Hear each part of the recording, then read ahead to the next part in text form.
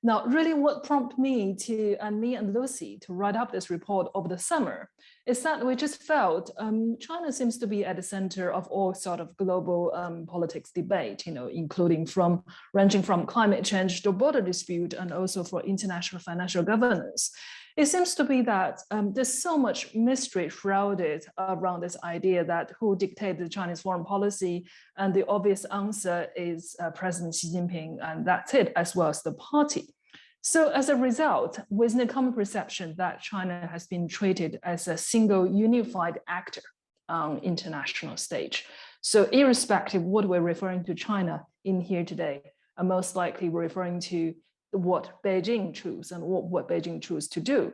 But however, I consider this assessment is rather flawed for many Western foreign policy makers. This really overlooked the different vested interest groups within China, and namely those vested interest groups are things such as state-owned enterprises, provincial governments, and also central ministries who also have its own departmental interests that would hope to shape the foreign affairs agenda toward one degree to another. So this has really prompted us to want to add a little bit of nuance within the existing China debate and considering and putting China as being a single unitary actor. And instead, what we want to focus on, what happened on the ground and happened in the corridor of Beijing, that the foreign policy making and also deciding what kind of foreign policy agenda that Beijing would like to put forward to the external world, it is often a result of seeking the lowest common denominator among those players, which I have mentioned so far. So let's take the example of the debt trap theory. I think it's a really good example. Has debt increased as a consequence of Belt and Road and Chinese investment and aid spending across the world? Yeah, probably has. The number of countries it has. Is China the leading cause of debt in all these countries? Well, certainly not always. Certainly not always by any stretch of the imagination.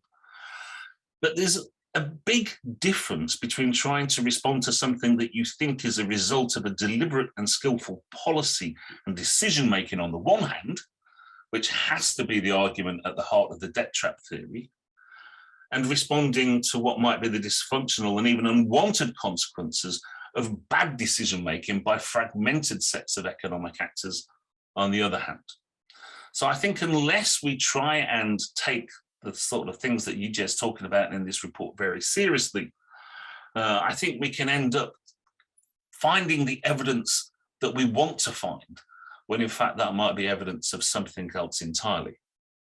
So that's why I've tried to identify different sources and drivers of different Chinese international interactions in my own work, and this is why I find this report such a good and useful one. Let me just start with a brief comment first.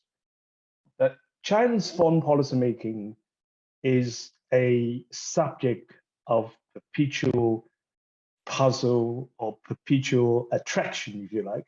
There is a perpetual debate on Chinese foreign policy making on three questions. Who makes Chinese foreign policy, where the policy is made, and how the policy is made. So those are sort of consumed scholar interests around the world. So in that sense, I think this report is really a timely contribution to that debate.